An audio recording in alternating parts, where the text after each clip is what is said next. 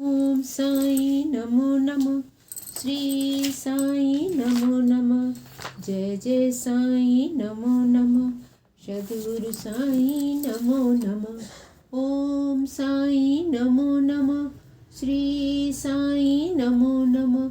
जय जय साई नमो नमः। सद्गुरु साई नमो नमः। ओम साई नमो नमः। श्री साई नमो नमः।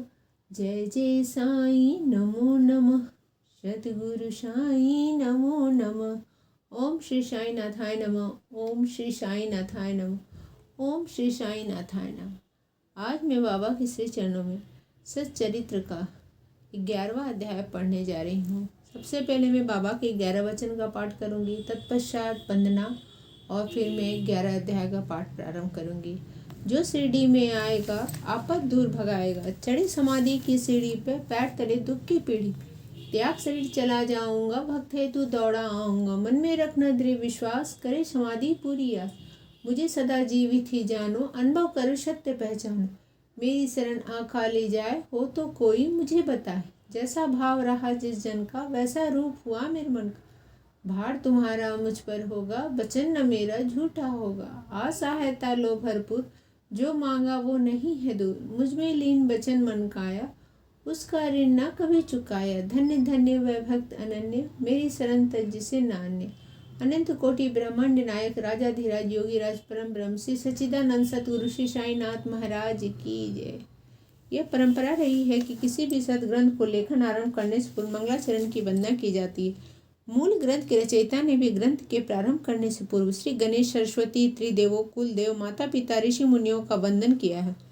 मूल ग्रंथ के रचयिता हेमाड पंडित का भाव यह था कि श्री गणेश कार्यों को निर्विघ्न संपन्न करते हैं, लेकिन उनके लिए श्री साईं ही गणेश है। उनकी दृष्टि में श्री साईं सरस्वती से भिन्न नहीं है, क्योंकि उनके माध्यम से अपना जीवन चरित्र उन्होंने स्वयं ही लिखा है। हेमाड पंडित का कहना था कि श्री साईं बाबा ब्रह्मा विष्णु महेश हैं, क्योंकि वो गुरु के रूप में संसार सागर को पार करने वाले हैं।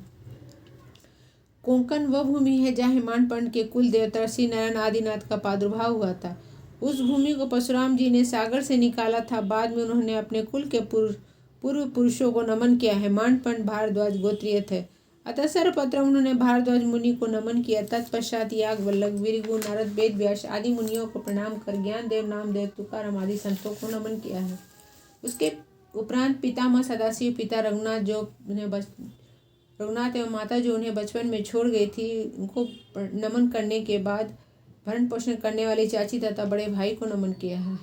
फिर उन्होंने पाठकों से नमन पूर्वक निवेदन किया कि वे एकाग्रता पूर्वक इस कथा अमृत का पान करें। सबसे अंत में उन्होंने सच्चिद आनंद स्वरूप सतगुरु श्री साईनाथ महाराज को प्रणाम कर ग्रंथ का शुभारंभ किया। ओम श्री साई गुरुवे नमः। ओम श्री साई गुरुवे नमः। ओम श्री साई गुरुवे नमः। बाबा के बदलाव मोहिद्दीन से कुश्ती के बाद जल को तेल में बदल देने का कथा जौहर अली की। बाद बाबा में बदलाव मोहिद्दीन की से कुश्ती के बाद शिरडी में मोहिद्दीन तंबोली नाम का एक पहलवान रहा करता था। उसकी बाबा से किसी बात पे कहा सुनी हो गई। फलस्वरूप उन्होंने बाबा को कुश्ती लड़ने की चुनौती दे डाली। बाबा का शरीर भी पहलवान जैसा था, लेकिन वे अंतर्मुखी थे। फिर भी उन्होंने मोहिद्दीन को चुनौती को स्वीकार कर लिया। दोनों में काफ़ी देर तक कुश्ती हुई। आखिरकार बाबा कुश्ती में हार गए। कुश्ती में हार जाने के बाद उन्हें रहन सहन पहनावे में एकाएक बदलाव आ गया। अब वे कपनी पहना करते, लंगोटा बांधते और सिर पर एक सफ़ेद कपड़ा बांधा करते थे और जिससे सिर ढक जाए। आसन एवं शयन के बाद वे टाट के टुकड़ा ही काम में लिया करते थे, जो फटे पुराने कपड़े पहनकर ही संतुष्ट रहते थे। श्री साईं बाबा सदैव यही करते थे। गरीबी अव्वल बादशाही, अमीरी के लाख सवाई, गरीबी का अल्लाह भाई। इसका आशय यह है कि अमीरी से भी बड़ी बादशाहत गरीबी की है, कारण कि गरीबी का भाई, बंधु या सहायक अल्लाह ईश्वर हैं। सामान्यतः विचार करें तो अमीर को लाख तरह की चिंताएं रहती हैं, वह उन्हीं में उलझा रहता है, लेकिन गरीब सदैव ईश्वर में को ही भजता रहता है। अभाव में ही गरीब में ही ईश्वर याद आता है, अन्यथा ईश्वर को तो कोई याद ही नहीं करता। जो ईश्वर की भक्ति में लीन रहता है वह निश्चिंत रहता है। निश्चिंत रहने वाला ही वास्तव में बादशाह है। इसलिए संभवतः वेद ऐसा उच्चारण किया करते थे। कुश्ती का शौक तो पूर्ण तांबे के वैश्य संत गंगागीर को भी था। वे अक्सर सिड्डी भी आते जाते रहते थे। एक बार जब वे कुश्ती लड़ रहे थे क्या उनमें भी कुश्ती त्याग देने का भाव जागृत हो गया। फिर एक बार उन्होंने ऐसा महसूस किया जैसे कोई उनसे कह रहा हो भगवान के साथ खेल खेलते खेलते हुए शरीर को त्याग देना चाहिए। वस्तुतः इस दिव्य वाणी अथवा अंतरात्मा की आवाज़ का आशय यही था कि परमात्मा से लौ लगाओ। इस दिव्य वाणी के बाद संत गंगागीर को संसार से वैराग हो गया और वे पूरी तरह से आध्यात्म की ओर झुक गए। बाद में उन्होंने पुण्य ताबे के निकट ही एक मठ बनाया और उस मठ में अपने शिष्य के साथ रहने लगे। कुश्ती में हार जाने के बाद श्री साईं बाबा ने भी भारी बदलाव आ गया और वे पूर्ण रूप से अंतर्मुखी हो चुके थे। वे ना तो किसी से मिलते जुलते थे और ना ही किसी से कोई वार्तालाप करते थे, लेकिन जब कोई उनके सामने अपनी समस्या लेकर जाता था तो उसका समाधान अवश्य कर दिया करते थे। इस घटना के बाद उनकी जीवनचर्या बदल चुकी थी। अब वे दिन में नीम के पेड़ के नीचे बैठकर अपने स्वरूप में लीन रहा करते थे। इच्छा होने पर गांव की मेड़ पर नाले के किनारे एक बबूल के पेड़ की छाया में विराजते थे। संध्या समय वे वायु सेवन के लिए स्वेच्छानुसार विचरण किया करते थे। श्री साईं बाबा का नीम गांव के बाबा साहेब डेंगले के प्रति विशेष स्नेह था, अतः कई बार वे नीम गांव भी चला जाया करते थे। बाला साहेब डेंगले के छोटे भाई का नाम नाना साहेब था। उन्होंने 2 विवाह किए थे लेकिन संतान एक भी नहीं थी। एक बार बाला साहेब ने नाना साहेब को शिरडी जाकर श्री साईं बाबा के दर्शन करने को कहा। नाना साहेब उसी आज्ञा का पालन करते हुए शिरडी जाकर श्री साईं बाबा के दर्शन किए। फलस्वरूप बाबा के दर्शन के प्रभाव से कुछ समय बाद ही नाना साहेब को पुत्र रत्न की प्राप्ति हुई। इसके बाद वे श्री साईं बाबा के प्रति प्रसिद्धि दूर दराज तक फैलती चली गई और काफ़ी संख्या में लोग बाबा के दर्शनों के लिए शिरडी आने लगे। अहमदाबाद में भी बाबा की प्रसिद्धि हो गई तो नाना साहेब चांदोरकर, केशव चिदम्बरम एवं कई अन्य भक्त शिरडी पहुंचने लगे। श्री साईं बाबा के दिन भर भक्त घेरे रहते थे। रात में बाबा जीर्ण शीर्ण मस्जिद में शयन किया करते थे। उनके पास चीलम, तंबाकू, टमरेल, लंबी कफनी, सिर के चारों ओर लपेटने वाला सफ़ेद कपड़ा एक सटका था। यही कुछ सामान था उनका जो श्री साईं बाबा सदैव अपने पास रखते थे। वे सिर पे सफ़ेद कपड़ा को इस ढंग से बांधे थे कि कपड़ा का एक किनारा बाएं कान के ऊपर होकर पीठ पर गिरता था। ऐसा प्रतीत होता था, ऐसा लगता था कि बालों का जूड़ा बना है। वे अपने कपड़ों के कई हफ्ते तक साफ नहीं करते थे। श्री साईं बाबा पैरों में जूते, चप्पल, खड़ाऊ आदि कुछ भी नहीं पहनते थे। वे सदैव नंगे पैर रहते थे। आसन के नाम पर उनके पास टाट का एक टुकड़ा था जिसे वे दिन में समय बैठने के लिए काम में करते थे। सर्दी से बचने के लिए वे दक्षिण दिशा की ओर मुख करने के धुनी तपा करते थे। धुनी में लकड़ियाँ छोटे छोटे टुकड़े डालते थे। ऐसा करके वे अपने अहम इच्छा महाशक्तियों की आहुति दिया करते थे। उनकी जुबान पर सदैव अल्लाह मालिक का उच्चारण रहता था। श्री साईं बाबा जब मस्जिद में पधारे तो उनमें 2 कमरों की इतनी लंबी जगह थी। वहीं भक्त का तांता लगा रहता था, लेकिन स्वस्थान अभाव के ध्यान में रखते हुए 1912 के बाद मस्जिद का जीर्णोद्धार किया गया। मस्जिद में रहने से पूर्व वे काफ़ी समय तक तकिया में रहते थे। जब कभी वे भाव विभोर हो जाते थे तब पैरों में घुंघरू बांध कर नाचने गाने लगते थे। जल को तेल में बदल देना। श्री साईं बाबा को प्रकाश से बड़ा प्रेम था, इसलिए वे मस्जिद में दीपकों की प्रति वक्त सजाकर रात भर जलाया करते थे। जैसे दिवाली के पर्व में दीपकों का प्रकाश किया जाता है, वैसे ही वे नित्य प्रतिदिन दीपों के प्रकाश से मस्जिद को प्रकाशित रखते थे। इसलिए संध्या के समय वो शिरडी के दुकानदारों से भिक्षा मांगने के रूप में तेल मांग लाया करते थे। यह सिलसिला कुछ दिन तक भलीभांति चलता रहा, लेकिन एक दिन दुकानदारों ने एक होकर निश्चय किया कि आज बाबा को तेल की भिक्षा नहीं दी जाए। नित्य ही भांति साईं बाबा संध्या के समय दुकानदारों से भिक्षा के रूप में तेल मांगने गए तो सबने तेल देने से मना कर दिया। बाबा ने किसी से भी कुछ नहीं कहा और चुपचाप मस्जिद लौट गए। मस्जिद लौटकर उन्होंने मिट्टी के बने दीपकों को सूखी बत्तियां डाल दी। दूसरी ओर दुकानदार उत्सुकता से मस्जिद की ओर टकाटकी लगाए थे जब बाबा आज दीपक कैसे जलाएंगे। श्री साईं बाबा ने टमरेल उठाकर देखा, उसमें तेल की कुछ बूंदें थी। उन्होंने टमरेल में जल डाल दिया और तेल मिलाकर वो जल पी गए। फिर वह जल उन्होंने टमरेल में उगल दिया।